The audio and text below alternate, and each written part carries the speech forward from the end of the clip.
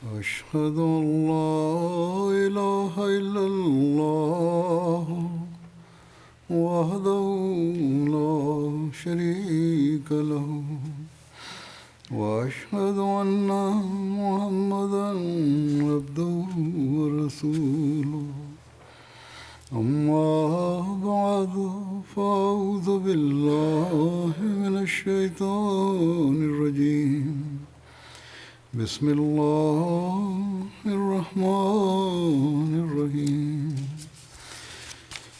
الحمد لله رب العالمين الرحمن الرحيم مالك يوم الدين إياك نعبد وإياك نستعين اهدنا الصراط المستقيم صراط الذين أنعمت عليهم غير المغضوب عليهم ولا الضالين.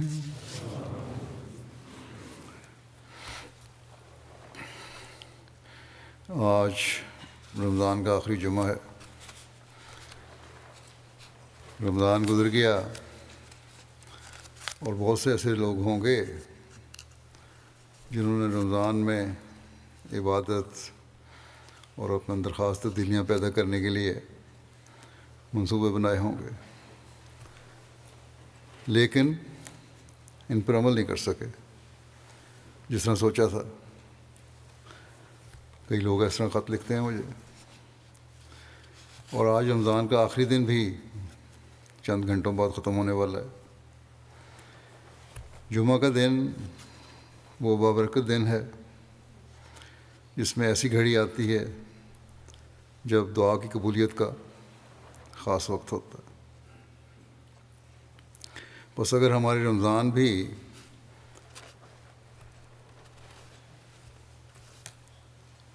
رمضان کے دن اس طرح نہیں بھی گزرے جس طرح ہماری خواہش تھی، یا جس طرح ایک مومن کے گزرنے چاہیے تھے، تو پھر بھی ہمیں آج اس بقیہ وقت میں یہ عہد کرنا چاہیے اور دعا کرنی چاہیے کہ اللہ تعالیٰ ہماری کمزوریوں سے صرف نظر فرماتے ہوئے، ہم پر رحم فرماتے ہوئے ہمیں توفیق دے کہ ہم اپنی زندگیوں کو مستقل اس طریق پر چلانے والے بن جائیں جو اللہ تعالیٰ ہم سے چاہتا ہے. اللہ تعالیٰ تو بڑا مہربان ہے. اس نے ہماری دعاؤں کو قبولیت کے لیے یہ نہیں فرمایا کہ رمضان کے مہینے میں جمعہ کے دن ایک ایسی گھڑی آتی ہے جس میں دعائیں قبول ہوتی ہیں، بلکہ جمعے کے دن کی عمومی خصوصیت یہ بیان فرمائی ہے.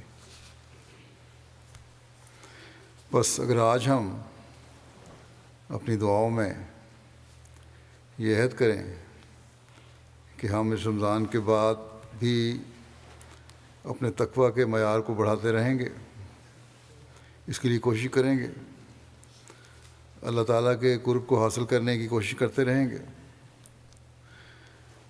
آئندہ جمعے تک اپنی عبادتوں کو اللہ تعالیٰ کے لیے خالص کرتے رہیں گے، پھر ہر جمعہ کے درمیانی عرصے کو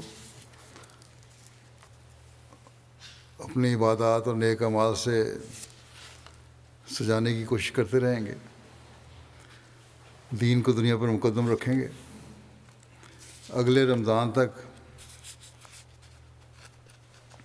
ہم اس پروگرام کو پورا کرنے کی کوشش کرتے رہیں گے جو ہم نے اپنے اندر پاک تبدیلی پیدا کرنے کے لیے رمضان کے مہینے کے لیے بنایا تھا، اور کسی وجہ سے اس پر عمل نہیں کر سکے. تو یہ وہ عمل ہے جو حقیقی تقویٰ پیدا کرتا ہے. اور جب ہم خالص ہو کر اپنی عبادات اور اپنے اعمال اللہ تعالیٰ کی رضا کی خاطر بجا لا رہے ہوں گے، تو پھر اللہ تعالیٰ جو سب مہربانوں سے زیادہ مہربان ہے، رحمان ہے، رحیم ہے، وہ ہمیں ان برکات سے نوازتا رہے گا جن پر ہم نے اس رمضان میں بھی کچھ حد تک عمل کیا۔ بس اصل چیز تقویٰ ہے، اصل چیز مستقل مزاجی سے خدا تعالیٰ کے احکام پر عمل ہے، اصل چیز خدا تعالیٰ کی خشیت اور اس کی رضا کا حصول ہے۔ اگر یہ ہے اور ہم واپس اس دنیا داری کی زندگی میں نہیں چلے گئے جہاں دین دنیا پر مقدم ہونے کو ہم بھول جائیں، تو جو بھی اور جیسی بھی ہم نے باتیں اور اپنی اصلاح کی کوشش اس رمضان میں کی ہے، اللہ تعالیٰ انہیں قبول فرماتے ہوئے ہمیں نوازتا رہے گا۔ بس یہ بنیادی نقطہ ہے جو ہمیں ہر وقت سامنے رکھنا چاہیے۔ اس مقصد کا حصول ہر احمدی کو ہر وقت اپنے سامنے رکھنا چاہیے، اور جب ہم خود اپنی زندگیوں کو تقویٰ پر چلانے اور اللہ تعالیٰ کی رضا حاصل کرنے کے لیے گزار رہے ہوں گے، تو ہم اپنے بچوں اور اپنی نسلوں کے سامنے بھی وہ نمونے پیش کر رہے ہوں گے جس سے نیکیوں کی جاگ ایک نسل سے دوسری نسل کو لگتی چلی جاتی ہے۔ ہم نے اللہ تعالیٰ کے فضل سے زمانے کے امام اور آن حضرت صلی اللہ علیہ وسلم کے غلام صادق کی بیعت کی، اور جن شرائط پر بیعت کی ہے ان کا خلاصہ ہی یہ ہے کہ ہمیشہ تقویٰ پیش نظر رہے گا، اور اس کی بار بار حضرت مسیح موعود علیہ السلام نے ہمیں تلقین فرمائی تاکہ ہماری زندگیوں میں وہ انقلاب پیدا ہو جائے جو ہر سال صرف ایک مہینے کا انقلاب نہ ہو، یا سال میں صرف ایک مہینہ اس انقلاب پیدا کرنے کی کوشش نہ ہو۔ بے شک رمضان کے مہینے میں تقویٰ کے معیاروں کو حاصل کرنے کے لیے اللہ تعالیٰ نے ایک تربیتی ماحول اور انظام ہمارے لیے مہیا فرمایا ہے، لیکن وہ اس لیے کہ ہر رمضان کے بعد ہم تقویٰ کے اگلے اور بلند معیاروں کو حاصل کرتے چلے جائیں، نہ اس لیے کہ رمضان کے بعد ہم واپس اپنے نچلے معیار پر چلے جائیں۔ بس جیسا کہ میں نے کہا، حضرت مسیح علیہ السلام نے حضرت مسیح علیہ السلام تقویٰ کے معیاروں کو اونچا کرنے اور ہماری اصلاح کے لیے بھیجے گئے، اور اس کی بار بار آپ نے ہمیں تلقین فرمائی۔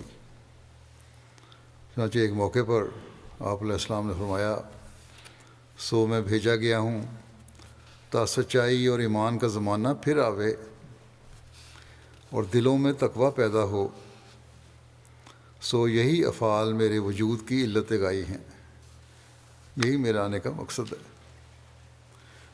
فرمایا، مجھے بتایا گیا ہے کہ پھر آسمان زمین سے نزدیک ہوگا، بعد اس کے کہ بہت دور ہو گیا تھا۔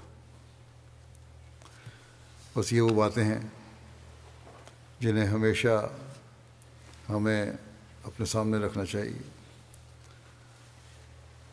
آپ کا زمانہ جو خلافت اللہ منہاج نبوت پر قائم ہوتے ہوئے آن حضرت صلی اللہ علیہ وسلم کی پیش گوئی کے مطابق تا قیامت رہنے والا زمانہ ہے، آپ کے ماننے والے ہی ہیں جنہوں نے سچائی پر قائم رہتے ہوئے اپنے ایمانوں کی حفاظت کرنی ہے اور اس کے اونچے معیار حاصل کرنے ہیں۔ اور یہ صرف ایک مہینے کی نیکیوں یا نیکیاں کرنے کی خواہش یا ایک مہینے کی عبادتوں اور عبادتوں میں خاص شغف یا مسجدوں کو ایک مہینے کے لیے خاص طور پر آباد کرنے سے حاصل نہیں ہوگا، بلکہ جب سچائی کو ماننا ہے، جب آپ علیہ السلام کو مسیح موعود اور مہدی موعود مان کر بیعت کی ہے، تو ایمان کے معیاروں کو اونچا کرنے کی ہمیں خاص کوشش کرنی چاہیے۔ اور جب ہم ایسے ہو جائیں گے تو ان لوگوں میں شامل ہو جائیں گے جن کا حضرت مسیح علیہ السلام سے خاص تعلق ہے، جنہوں نے بیعت کے مقصد کو سمجھا ہے اور اس کا حق ادا کرنے کی کوشش کی۔ اور یہی وہ لوگ ہوں گے جن کے بارے میں اللہ تعالیٰ نے حضرت مسیح علیہ السلام کو فرمایا کہ میں تیرے ساتھ اور تیرے پیاروں کے ساتھ ہوں۔ کسی کا پیارا ہونے کے لیے بنیادی شرط تو یہی ہے اور ہونی چاہیے کہ اس کی باتوں پر عمل کیا جائے اور اس کی خواہشات کے مطابق اپنی زندگی گزاری جائے۔ بس یہاں اللہ تعالیٰ نے خود بھی حضرت مسیح علیہ السلام کے پیاروں کے ساتھ ہونے کا اعلان فرما دیا ہے۔ بس جب اللہ تعالیٰ کسی کے ساتھ ہو جائے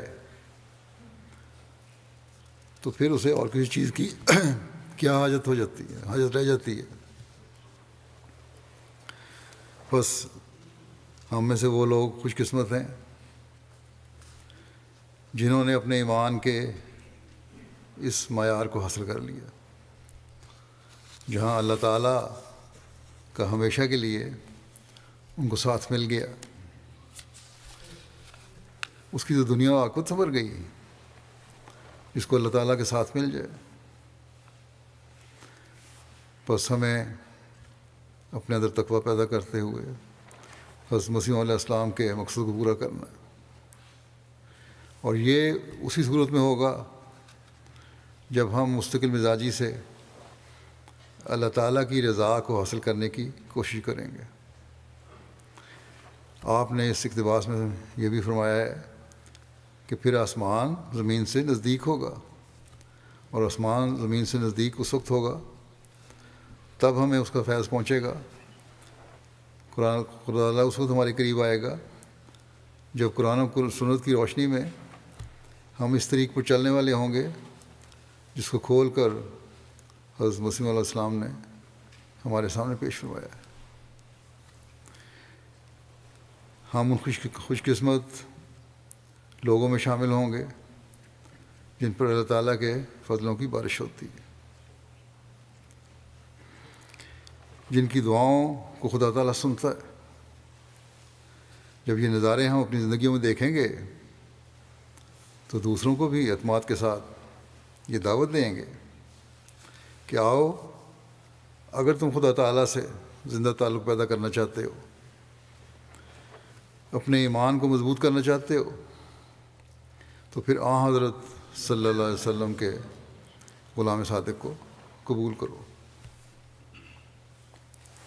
اور یہ صرف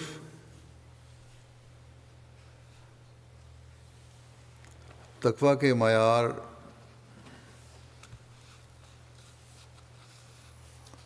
تک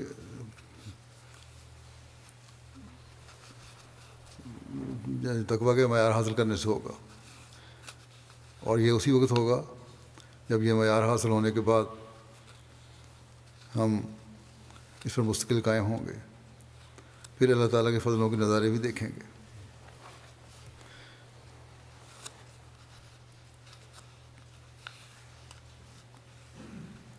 بس ہم میں سے ایسے لوگ جو اس اصول کو سمجھ گئے ہیں اور زندگی کو نیکی اور تقویٰ کے معیار تک لے جانے والے بن گئے ہیں یا بننے کی کوشش کر رہے ہیں، وہ اللہ تعالیٰ کے فضلوں کو نظارے دیکھتے رہیں گے۔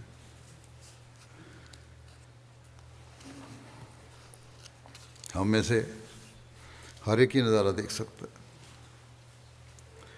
اگر اپنی زندگی اللہ تعالیٰ کے حکموں کے مطابق تقویٰ کی راہوں پر چلنے والی بنا لے۔ حقیقی تقویٰ کیا ہے اور اس پر چلنے والا کیسا ہونا چاہیے، اور اس کے ساتھ اللہ تعالیٰ کا کیا سلوک ہوتا ہے، اس بارے میں حضرت مسیح علیہ السلام فرماتے ہیں حقیقی تقویٰ کے ساتھ جاہلیت جمع نہیں ہو سکتی۔ بس یہ بنیادی بات ہے کہ متقی جاہل نہیں ہو سکتا۔ حقیقی متقی عبادت گزار ہوگا اور ساتھ ہی بندوں کے بھی حق ادا کرنے والا ہوگا۔ بس یہ وہ بنیادی بات ہے جو ہمیں ہمیشہ سامنے رکھنی چاہیے۔ پھر فرمایا حقیقی تقویٰ اپنے ساتھ ایک نور رکھتی ہے، جیسا کہ اللہ جل شانہ نے فرماتا ہے یا ایھا الذین آمنوا ان تتقوا اللہ یجعل لکم فرقانا ویکفر عنکم سیئاتکم ویجعل لکم نورا تمشون بہ، یعنی اے ایمان والو، اگر تم متقی ہونے پر ثابت قدم رہو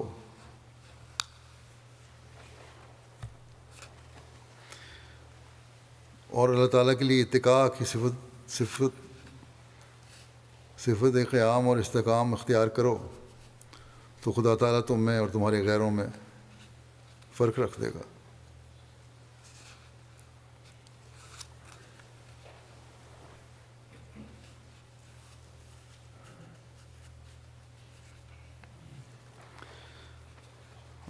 حضرت مسیح علیہ السلام یہ ترجمہ تفسیری فرما رہے ہیں، اللہ تعالیٰ کے لیے اتقاء کی صفت قیام اور استقام اختیار کرو تو خدا تعالیٰ تم میں اور تمہارے غیروں میں فرق رکھ دے گا۔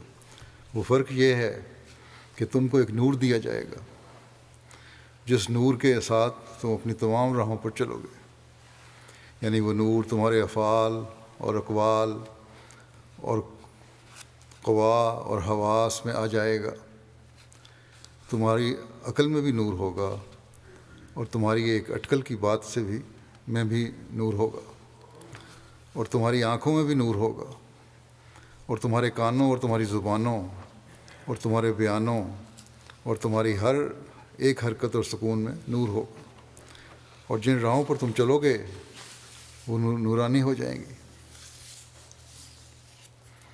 غرض جتنی تمہاری راہیں، تمہارے قوا کی راہیں، تمہارے حواس کی راہیں ہیں، وہ سب نور سے بھر جائیں گی اور تم سراپا نور میں ہی چلو گے۔ بس یہ ہے وہ مقام جو ایک مومن کو، ایک متقی کو حاصل کرنے کی کوشش کرنی چاہیے۔ رمضان گزر بھی گیا تو تب بھی ہم اس مقام کو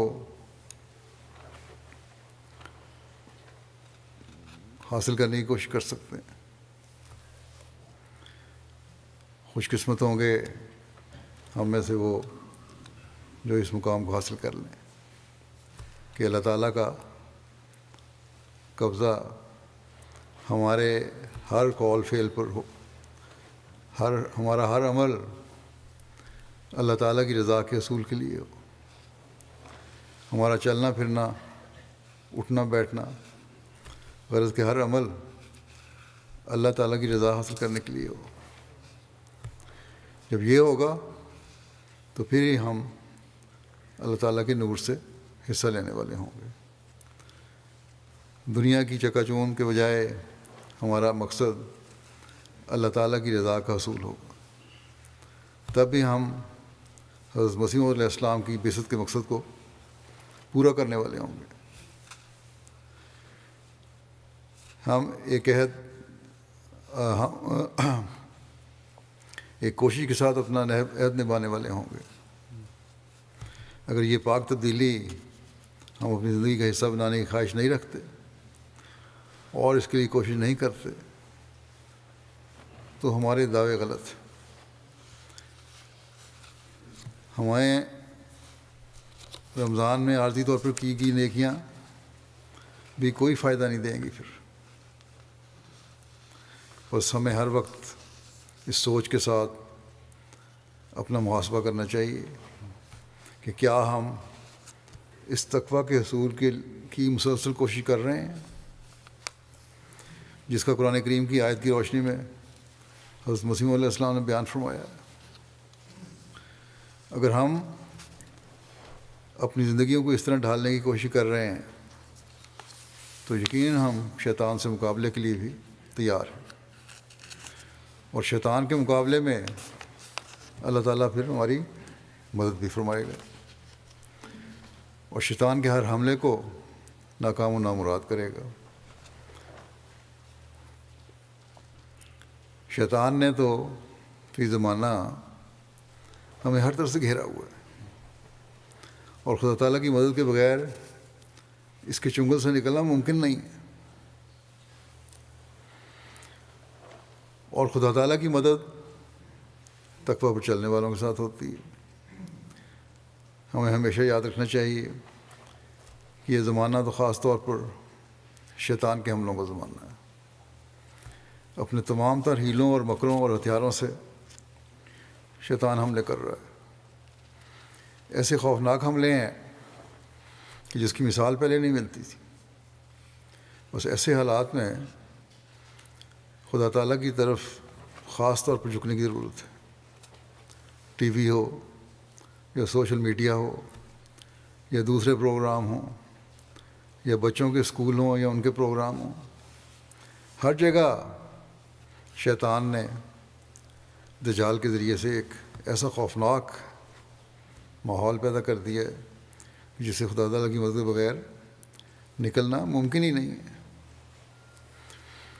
اس وقت سب سے زیادہ فکر تو اپنے بچوں اور اگلی نسلوں کو دجال اور شیطان کے حملوں سے بچانے کی ہے، اور اس کی بہت زیادہ ضرورت بھی ہے.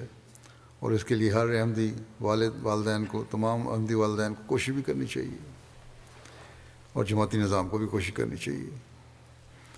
اس لیے ہر احمدی عاقل بالغ کو اللہ تعالیٰ کے حضور جھکتے ہوئے، اللہ تعالیٰ سے مدد مانگتے ہوئے تقویٰ کے اعلیٰ معیاروں کو حاصل کرنے کی کوشش کرنی چاہیے، تاکہ اس طرح دجال کا مقابلہ اللہ تعالیٰ کی مدد سے کر سکیں. رمضان کے بعد بھی ہمیں ریلیکس نہیں ہو جانا چاہیے، آرام سے بیٹھ نہیں جانا چاہیے، بلکہ اپنے قرآن کریم کے علم کو، دین کے علم کو بڑھانے کی خاص کوشش کرنی چاہیے، تاکہ ایک خاص ماحول ہمارے گھروں میں مستقل قائم رہے. اپنی باتوں کی حفاظت کرنی چاہیے. شیطان اور دجال کے حملوں سے بچنے کے لیے خاص دعاؤں کی طرف توجہ دینی چاہیے. شیطان کے ہیلوں اور مکروں کے بارے میں بیان فرماتے ہوئے ایک موقع پر حضرت مسیح علیہ السلام فرماتے ہیں کہ یاد رکھنا چاہیے کہ دجال اصل میں شیطان کے مظہر کو کہتے ہیں، جس کے معنی ہے راہ ہدایت سے گمراہ کرنے والا. لیکن آخری زمانے کی نسبت پہلی کتابوں میں لکھا ہے کہ اس وقت شیطان کے ساتھ بہت جنگ ہوں گے، لیکن آخرکار شیطان مغلوب ہو جائے گا. یہ امید بھی دلا دی. تقویٰ پر چلتے رہیں گے، مقابلہ کریں گے تو شیطان مغلوب ہو جائے گا. فرمایا ہر نبی کے زمانے میں شیطان مغلوب ہوتا رہا ہے، مگر وہ صرف فرضی طور پر تھا. حقیقی طور پر اس کا مغلوب ہونا مسیح کے ہاتھوں سے مقدر تھا، اور خدا تعالیٰ نے یہاں تک غلبہ کا وعدہ دیا ہے کہ جاعل الذین اتبعوا کا فوق الذین کفروا الی یوم القیامہ. فرمایا ہے کہ تیرے حقیقی تابع داروں کو بھی دوسروں پر قیامت تک غالب رکھوں گا. بس حقیقی تابع دار بننے کے لیے، آپ کی تعلیم پر عمل کرنے کے لیے تقویٰ اختیار کرنا ہوگا. بس فرمایا غرض شیطان اس آخری زمانے میں پورے زور سے جنگ کر رہا ہے، مگر آخری فتح ہماری ہی ہوگی انشاءاللہ۔ بس شیطان اور دجال کے حملوں سے بچانے اور فتح دینے کا وعدہ اللہ تعالیٰ نے حضرت مسیح علیہ السلام سے بھی فرمایا ہے۔ آپ کو بھی 2-3 مرتبہ یہ الہام ہوا ہے، لیکن اس کے حقیقی فائدہ اٹھانے والے وہی لوگ ہوں گے جو آپ کے حقیقی اطاعت کرنے والے اور آپ کی تعلیم پر عمل کرنے والے ہوں گے۔ اس بارے میں ایک موقع پر حضرت مسیح علیہ السلام فرماتے ہیں کہ یہ تو سچ ہے کہ وہ میرے متبعین کو قیامت تک میرے منکروں اور مخالفوں پر غلبہ دے گا، لیکن غور طلب بات یہ ہے کہ متبعین میں ہر شخص محض میرے ہاتھ پر بیعت کرنے سے داخل نہیں ہو سکتا۔ متبعین میں ہر شخص محض میرے ہاتھ پر بیعت کرنے سے داخل نہیں ہو سکتا جب تک اپنے اندر وہ اتباع کی پوری کیفیت پیدا نہیں کرتا۔ متبعین میں داخل نہیں ہو سکتا پوری پیروی جب تک نہیں کرتا، ایسی پیروی کہ گویا اطاعت میں فنا ہو جاوے اور نقش قدم پر چلے، اس وقت تک اتباع کا لفظ صادق نہیں آتا۔ اس سے معلوم ہوتا ہے، فرمایا کہ اس سے معلوم ہوتا ہے کہ خدا تعالیٰ نے ایسی جماعت میرے لیے مقدر کی ہے جو میری اطاعت میں فنا ہو اور پورے طور پر میری اتباع کرنے والی ہو۔ اللہ تعالیٰ ایسی جماعت تو دے گا کہ وہ ہم ہوں یا دوسرے لوگ ہوں، آج ہو یا کل ہو، یا پہلے گزر چکے ہیں، یا ہم میں سے کچھ ہوں یا اکثریت ہو، جماعت تو یہ ملے گی آپ کو، اللہ تعالیٰ کا وعدہ ہے۔ بس یہ الفاظ ہمارے لیے بہت ہلا دینے والے ہیں۔ ہمیں اپنے جائزے لینے کی ضرورت ہے کہ ہماری اتباع کے معیار کیا ہیں۔ کیا ہم ان دعاؤں کے بھی وارث بن رہے ہیں جو حضرت مسیح علیہ السلام نے اپنی جماعت اور اپنے حقیقی ماننے والوں کے لیے کی ہیں؟ کیا ہم اللہ تعالیٰ کے ان فضلوں کو بھی حاصل کرنے والے بن رہے ہیں جن کا وعدہ اللہ تعالیٰ نے آپ کے ماننے والوں کے لیے آپ علیہ السلام سے کیا ہے؟ کیا ہم تقویٰ کے ان معیاروں کو حاصل کرنے کی کوشش کر رہے ہیں جو حضرت مسیح علیہ السلام اپنی جماعت کے افراد میں دیکھنا چاہتے ہیں؟ اگر نہیں تو پھر چند دن کی دعائیں، صرف رمضان کی دعائیں اور چند دن کی عبادت اور رونا ہمیں ان انعامات کا مستحق نہیں بنا دیتا جن کا وعدہ اللہ تعالیٰ نے حضرت مسیح علیہ السلام سے فرمایا ہے۔ پھر اس سلسلہ میں آپ کشتی نو میں مزید فرماتے ہیں کہ واضح رہے کہ صرف زبان سے بیعت کا اقرار کر لینا کچھ چیز نہیں، جب تک دل کی عزیمت یعنی ارادہ اور دعا بھی اس کے ساتھ شامل ہو، عزیمت سے اس پر پورا عمل نہ ہو، ارادہ بھی ہو اور دعا بھی ہو، اس کے ساتھ پھر پورا عمل ہو۔ بس جو شخص میری تعلیم پر پورا عمل کرتا ہے وہ اس میرے گھر میں داخل ہوتا ہے، جس کی نسبت خدا تعالیٰ کے کلام میں یہ وعدہ ہے کہ انی حافظ و کل من فی الدار، یعنی ہر ایک جو تیری چار دیواری کے اندر ہے اسے میں بچاؤں گا۔ بس ہر مشکل سے اور ہر بلا اور مصیبت سے بچنے کا یہ نسخہ حضرت مسیح علیہ السلام نے ہمیں بتایا ہے۔ میری تعلیم کے مطابق خالص ہو کر اللہ تعالیٰ کی پناہ میں آنے کی کوشش کرو، اور پھر دیکھو اللہ تعالیٰ تمہیں کس طرح شیطان اور دجال کے حملوں سے بچاتا ہے۔ بلکہ ہمیں ان ہتھیاروں سے بھی اللہ تعالیٰ ہمیں لیس کر دے گا جن کے استعمال سے ہم شیطان پر غلبہ پانے والے ہوں گے۔ نہ صرف بچنے والے ہوں گے بلکہ اس کو مارنے والے بھی ہوں گے، اور شیطان کو ہمیشہ کے لیے دور کرنے اور دجال کے حملوں سے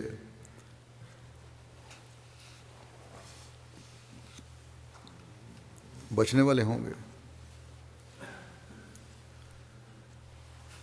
اسے تباہ کرنے والے ہوں گے۔ حضرت مسیح علیہ السلام نے ایک موقع پر فرمایا، مگر یہ یاد رکھنا چاہیے کہ اس کا مرنا یعنی شیطان کا مرنا صرف اس قدر نہیں کہ صرف زبان سے ہی کہہ دیا جائے کہ شیطان مر گیا ہے اور وہ مر جائے، بلکہ تم لوگوں کو عملی طور پر دکھانا چاہیے کہ شیطان مر گیا ہے۔ شیطان کی موت قال سے نہیں بلکہ حال سے ظاہر کرنی چاہیے۔ شیطان کی موت کا صرف منہ سے اعلان نہ کرتے رہو، بلکہ ہمارا ہر فعل، ہمارا ہر عمل، ہماری ہر حالت سے اس بات کا اظہار ہو رہا ہو کہ ہم اپنے شیطان کو مار رہے ہیں۔ فرماتے ہیں خدا تعالیٰ کا وعدہ ہے کہ آخری مسیح کے زمانے میں شیطان بالکل مر جائے گا۔ فرماتے ہیں گو شیطان ہر ایک انسان کے ساتھ ہوتا ہے، مگر ہمارے نبی کریم صلی اللہ علیہ وسلم کا شیطان مسلمان ہو گیا تھا۔ ایک مثال ہے، سنت ہمارے سامنے بیان فرمائی، اور اس سنت پر چلنا ہمارا فرض ہے اگر شیطان پہ قابو پانا ہے۔ آپ فرماتے ہیں اسی طرح خدا تعالیٰ کا وعدہ ہے کہ اس زمانے میں شیطان کی بالکل بے عقلی کر دی جائے گی۔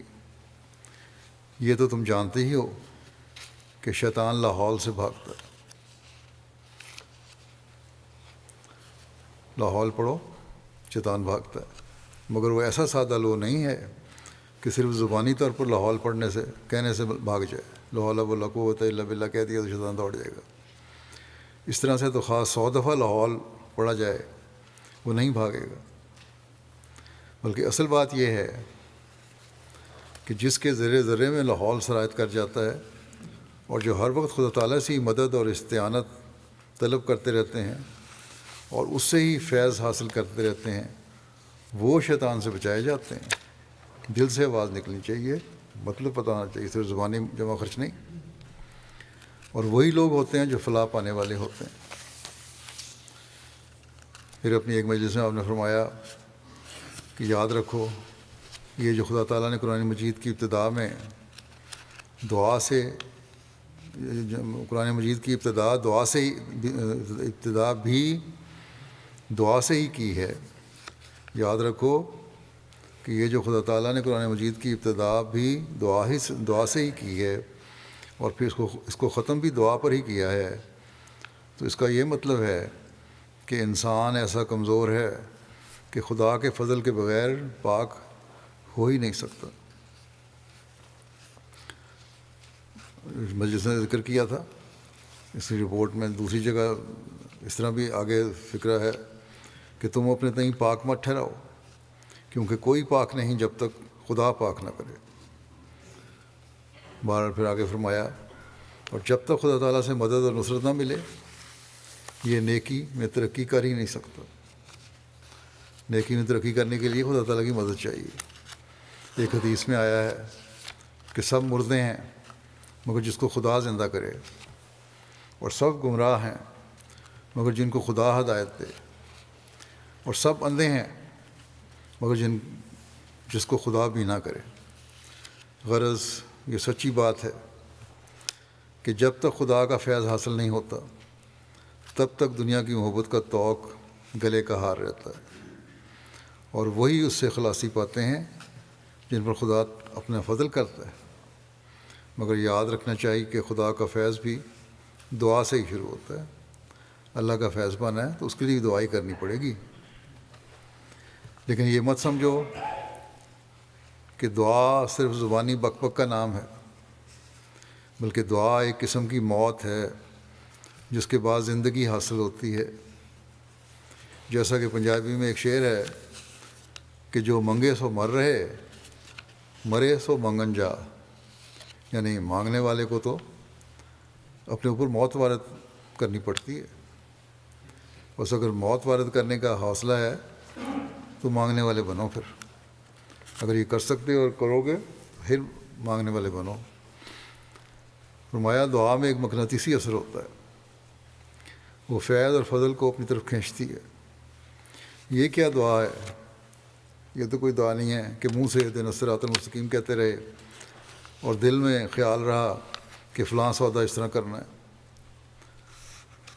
زبان کسی اور طرف چل رہی ہے، دماغ اور دل کہیں اور طرف جا رہا ہے۔ فلاں چیز رہ گئی، یہ کام یوں چاہیے تھا، اگر اس طرح ہو جائے تو پھر یوں کریں گے۔ دنیاوی باتیں زیادہ دماغ میں چل رہی ہیں اور زبان پہ بظاہر دعا نکل رہی ہو۔ فرمایا یہ تو صرف عمر کا ضائع کرنا ہے۔ جب تک انسان کتاب اللہ کو مقدم نہیں کرتا اور اسی کے مطابق عمل درآمد نہیں کرتا، تب تک اس کی نمازیں محض وقت کا ضائع کرنا ہے۔ اللہ تعالیٰ نے جو ہمیں احکام دیے ہیں قرآن کریم میں، ان کو پڑھو۔ رمضان میں ہم پڑھتے بھی رہے، درس بھی سنتے رہے، ان پر عمل کرو، دیکھو، اور پھر جو زندگی گزارو گے وہ اصل زندگی ہے، وہ زندگی ہے ان لوگوں کی زندگی ہے جن پر اللہ تعالیٰ فضل فرماتا ہے۔ پھر آپ فرماتے ہیں کہ قرآن مجید میں صاف طور پر لکھا ہے کہ قد افلح المؤمنون، قد افلح المؤمنون الذین هم فی صلاتہم خاشعون،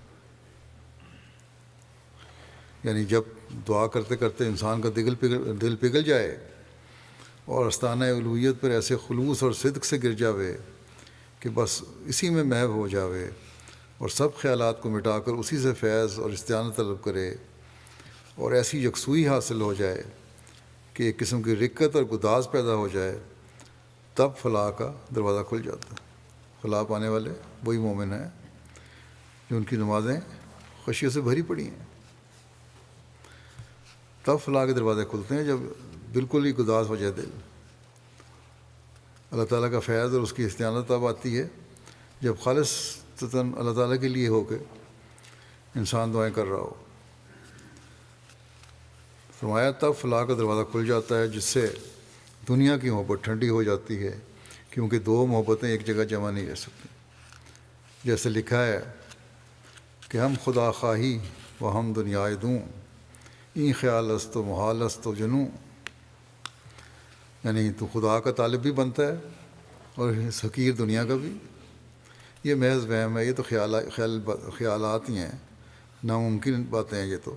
یہ دو چیزیں اکٹھی نہیں ہو سکتی، یہ دیوانگی والی باتیں، پاگل پن ہے۔ فرمایا اس لیے اس کے بعد ہی خدا فرماتا ہے والذین هم عن اللغو معرضون، والذین هم عن اللغو معرضون۔ یہاں لغو سے مراد دنیا ہے، یعنی جب انسان کو نمازوں میں خشوع اور خضوع حاصل ہونے لگ جاتا ہے تو پھر اس کا نتیجہ یہ ہوتا ہے کہ دنیا کی محبت اس کے دل سے ٹھنڈی ہو جاتی ہے۔ اس سے مراد یہ نہیں کہ پھر وہ کاشتکاری یا تجارت یا نوکری وغیرہ چھوڑ دیتا ہے، بلکہ وہ دنیا کے ایسے کاموں سے دھوکہ دینے والے ہوتے ہیں اور جو خدا سے غافل کر دیتے ہیں، اعراض کرنے لگ جاتا ہے۔ دنیا کے ایسے کاموں سے بچتا ہے پھر جو اللہ تعالیٰ کے حکموں کے خلاف ہیں۔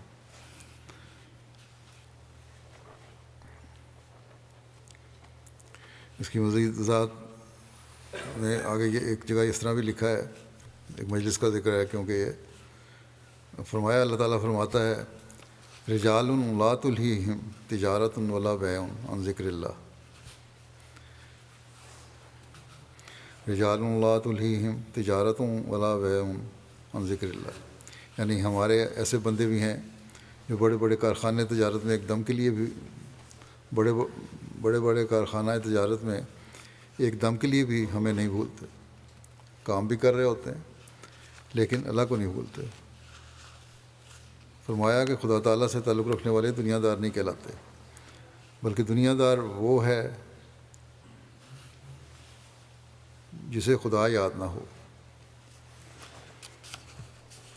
پھر خدا کے بندوں کی تعریف کرتے ہوئے آپ نے فرمایا کہ ایسے لوگوں کی گریہ اور زاری، یعنی خدا کے بندوں کی گریہ و زاری اور تضرع اور ابتحال اور خدا کے حضور عاجزی کرنے کا یہ نتیجہ ہوتا ہے کہ ایسا شخص دین کی محبت کو دنیا کی محبت، حرص، لالچ اور عیش و عشرت سب پر مقدم کر لیتا ہے۔ یہ دین کو دنیا پر مقدم کرنے کی تعریف ہے، کیونکہ یہ قاعدے کی بات ہے کہ ایک نیک فعل دوسرے نیک فعل کو اپنی طرف کھینچتا ہے، اور ایک بد فعل دوسرے بد فعل کو کی ترغیب دیتا ہے۔ جب وہ لوگ اپنی نمازوں میں خشوع و خضوع کرتے ہیں تو اس کا لازمی نتیجہ یہ ہوتا ہے کہ تباً وہ لغب سے اعراض کرتے ہیں اور اس گندی دنیا سے نجات پا جاتے ہیں، اور اس دنیا کی محبت ٹھنڈی ہو کر خدا کی محبت ان میں پیدا ہو جاتی ہے۔ نمازیں انہیں نیکیوں کی طرف ہی لے جاتی ہیں۔ دنیا میں کے کاروباروں کے باوجود دنیا ان کا مقصود نہیں ہوتی، جیسا کہ گزشتہ خطبوں میں میں نے لا الہ الا اللہ کی وضاحت کی تھی۔ مقصود، مطلوب، محبوب اللہ تعالیٰ کی ذات ہوتی ہے۔ بس یہ ہے وہ معیار جسے ہمیں اپنے شیطان کو مارنے کے لیے اپنانا ہوگا۔ شیطان کو بھگانے کے لیے اگر لاحول پڑ رہے ہیں تو پھر ہر لمحہ ہمارے ذہنوں میں یہ بات راسخ رہنی چاہیے کہ سب قوتوں اور طاقتوں کا مالک خدا تعالیٰ ہے۔ ایک پتہ بھی اللہ تعالیٰ کے اذن کے بغیر نہیں گر سکتا۔ کہنے کے تو ہم میں سے اکثر کہہ دیتے ہیں کہ یہی ہمارا ایمان ہے، مانتے ہیں ہم تو، لیکن جب عملی مظاہرے کا وقت آئے تو پھر دوسرے خوف جو ہیں، دنیاوی خوف جو ہیں اور محبتیں جو ہیں اور خواہشات جو ہیں، اللہ تعالیٰ کی محبت پر غالب آ جاتی ہیں۔ بس اللہ تعالیٰ ہر حقیقی ایمان، اللہ تعالیٰ پر حقیقی ایمان اور اللہ تعالیٰ کی حقیقی عبادت تو ایسی ہونی چاہیے کہ اس کا اثر ہمارے جسم و روح دونوں پر پڑے، اور جب عبادت کے یہ معیار ہوں تو ظاہری بنیادی اخلاق بھی بلندیوں کی طرف جاتے ہیں، دل و دماغ اور روح پاک ہوتی ہے، شیطان کے ہر حملے اور ہر قسم کے دجل سے انسان اللہ تعالیٰ کی پناہ میں آنے کی وجہ سے بچتا ہے۔ عبادت کے وہ معیار انسان حاصل کرتا ہے جس کے دوران کسی قسم کے غیر اللہ کا دخل نہیں ہو سکتا۔ نماز اور عبادت کا حق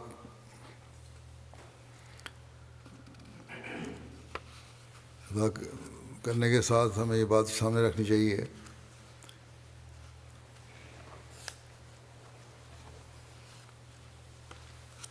اس حق ادا کرنے کے بارے میں حدیث میں آیا ہے کہ نماز عبادت کا مغز ہے۔ جب ہم اس مغز کو حاصل کرنے کی کوشش کریں گے تو نماز کا بھی حق ادا کرنے والے بنیں گے اور عبادت کا بھی حق ادا کرنے والے بنیں گے،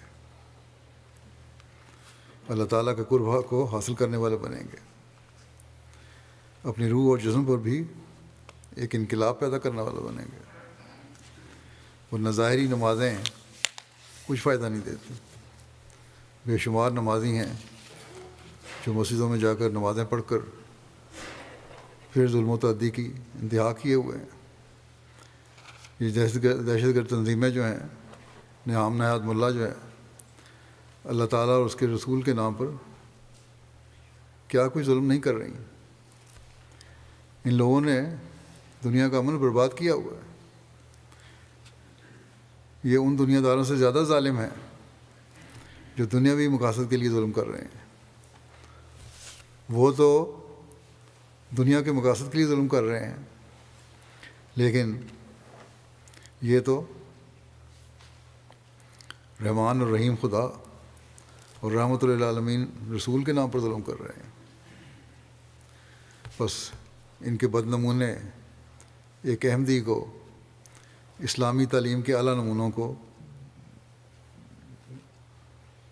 قائم کرنے والا بنانے والے ہونے چاہیے. ہماری نمازیں اور ہماری عبادتیں اور ہماری دعائیں اللہ تعالیٰ کی رضا کو حاصل کرنے والی ہونی چاہیے. اگر ہم نے اس مقصد کو پا لیا تو ہم نے حضرت مسیح علیہ السلام کی بیعت کا بھی حق ادا کر دیا اور رمضان کی برکات سے بھی فیض پا لیا. ہماری نمازیں کس قسم کی ہونی چاہیے اور کس طرح ان کا حق ادا کرنا ہوتا ہے، اس بارے میں حضرت مسیح علیہ السلام فرماتے ہیں کہ یاد رکھنا چاہیے کہ نماز ہی وہ شے ہے جس سے تمام مشکلات آسان ہو جاتی ہیں. نماز ہی وہ شے ہے جس سے تمام مشکلات آسان ہو جاتی ہیں اور سب بلائیں دور ہو جاتی ہیں. مگر نماز سے وہ نماز مراد نہیں جو عام لوگ رسم کے طور پر پڑھتے ہیں، بلکہ وہ نماز مراد ہے جس سے انسان کا دل گداز ہو جاتا ہے، پگھل جاتا ہے اور آستانہ احدیت پر گر کر ایسا محو ہوتا ہے کہ پگھلنے لگتا ہے. اور پھر یہ بھی سمجھنا چاہیے کہ نماز کی حفاظت اس واسطے نہیں کی جاتی کہ خدا کو ضرورت ہے. ہم نماز پڑھتے ہیں، اس کی حفاظت کر رہے ہیں تو اس لیے نہیں کہ خدا کو اس کی ضرورت ہے ہماری عبادتوں کی. خدا کو ہماری نمازوں کی کوئی ضرورت نہیں. فرمایا خدا کو ہماری نمازوں کی کوئی ضرورت نہیں، وہ تو غنی عن العالمین ہے، اس کو کسی کی حاجت نہیں. بلکہ اس کا مطلب یہ ہے کہ انسان کو ضرورت ہے. اور یہ ایک راز کی بات ہے کہ انسان خود اپنی بھلائی چاہتا ہے. انسان چاہتا ہے اپنی بھلائی، یہی حقیقت ہے، اور اس لیے وہ خدا سے مدد طلب کرتا ہے، اپنی بھلائی کے لیے خدا سے مدد طلب کرتا ہے. کیونکہ یہ سچی بات ہے کہ انسان کا خدا تعالیٰ سے تعلق ہو جانا حقیقی بھلائی کو حاصل کر لینا ہے. ایسے شخص کی اگر تمام دنیا دشمن ہو جائے اور اس کی ہلاکت کے درپے رہے تو اس کا کچھ بگاڑ نہیں سکتی.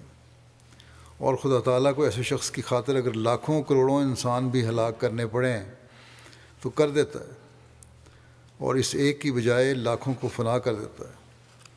فرمایا یاد رکھو یہ نماز ایسی چیز ہے کہ اس سے دنیا بھی منور ہو جاتی ہے اور دین بھی، دونوں چیزیں ملتی ہیں اس سے. اگر اللہ کی خاطر نمازیں پڑھ رہے، حقیقت اس کا حق ادا کرتے نمازیں پڑھنے والا ہو.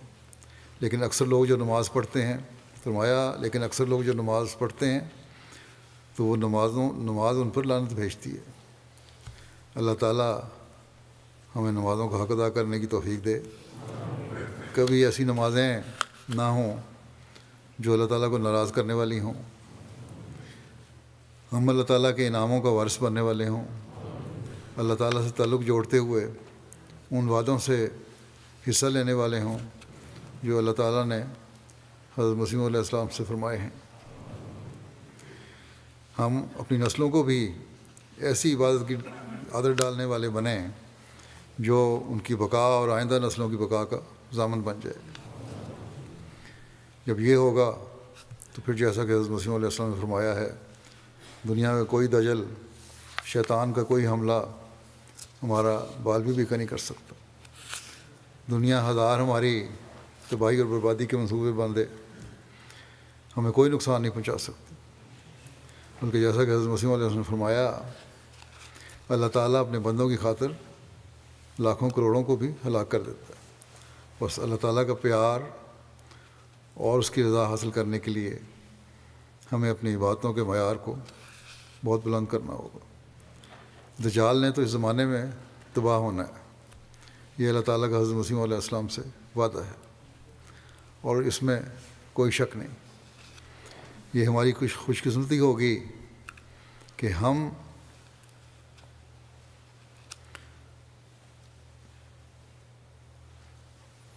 اپنی عبادتوں کے معیار اونچے کرتے ہوئے اپنی حالتوں کو درست کرتے ہوئے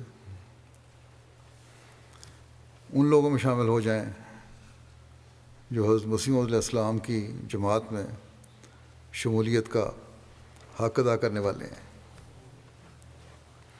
اور یہ حق ادا کرنے کے لیے جیسا کہ حضرت مسیح علیہ السلام نے فرمایا، ایک یہ نسخہ بھی بیان فرمایا ہے کہ گریہ و زاری اور تضرع اور ابتحال، یعنی رونا اور بڑی بے انتہا زاری کرنا، خدا تعالیٰ کے حضور عاجزی کرنے سے ہی حاصل ہوتا ہے. بس یہ مقام حاصل کرنے کی کوشش کرو. اور کس طرح حاصل کرو؟ فرماتے ہیں چاہیے کہ تمہارے دن اور تمہاری رات غرض کوئی گھڑی دعاؤں سے خالی نہ ہو. بس جب یہ حالت ہوگی تو ہم اللہ تعالیٰ کے فضلوں کے وارث بنیں گے. ہر شیطانی حملہ اور دجالی حملہ ناکام و نامراد ہوگا. اللہ تعالیٰ ہمیں توفیق دے کہ ہم اپنی زندگیاں اللہ تعالیٰ اور اس کے رسول صلی اللہ علیہ وسلم کی تعلیم پر چلتے ہوئے حضرت مسیح علیہ السلام کی خواہش کے مطابق گزارنے والے ہوں اور آپ علیہ السلام کی بیعت کا حق ادا کرنے والے ہوں. اللہ تعالیٰ کی رضا ہمارا مقصود ہو. ہم یہ عہد کرنے والے ہوں کہ ہم اس وقت تک آرام سے نہیں بیٹھیں گے جب تک ہم اپنے اندر ایسی پاک تبدیلیاں پیدا نہ کر لیں جو ہماری حالتوں کو اللہ تعالیٰ کی رضا کے مطابق ڈھالنے والی ہوں. کبھی ہم اپنے اندر اور اپنی اولادوں اور نسلوں کے اندر شیطان کو داخل ہونے نہیں دیں گے. اس کے لیے ہر ممکن کوشش کریں گے اور اس کے لیے ہر وہ کوشش کریں گے جس کی تعلیم ہمیں اللہ تعالیٰ اور اس کے رسول صلی اللہ علیہ وسلم نے دی ہے. بلکہ دنیا کو بھی شیطان اور دجال سے پاک کرنے کی بھرپور کوشش کریں گے. اللہ تعالیٰ ہمیں اس کی توفیق عطا فرمائے. پاکستان کے لیے کے احمدیوں کے لیے بھی دعا کریں. اللہ تعالیٰ انہیں مخالفین کے شر سے محفوظ رکھے، شریروں کے شر ان پر الٹائے. خود پاکستان میں رہنے والے احمدی بھی اپنے لیے خاص کریا وداری سے دعائیں کریں. 3 دن یا 4 دن یا ہفتے کی دعائیں نہیں، مستقل دعائیں کریں اور اپنی زندگیوں کو خدا تعالیٰ کی رضا کے مطابق ڈھالنے کا عہد کریں. بورکینا فاسو کے احمدیوں، بنگلہ دیش کے احمدیوں، الجزائر اور دنیا کے ہر ملک کے احمدیوں کے لیے دعا کریں. اللہ تعالیٰ ہر احمدی کو دشمن کے شر سے بچائے اور ان کے ایمان اور اقان میں مضبوطی پیدا کرے.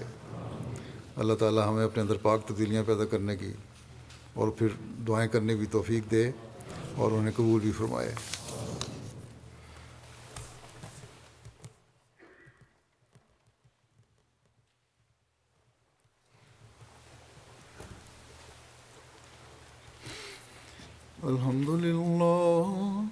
الحمد لله نحمده ونستعينه ونستغفره ونؤمن به ونتوكل عليه ونعوذ بالله من شرور أنفسنا ومن سيئات أعمالنا. من يهده الله فلا مضل له ومن يضلل فلا هادي له.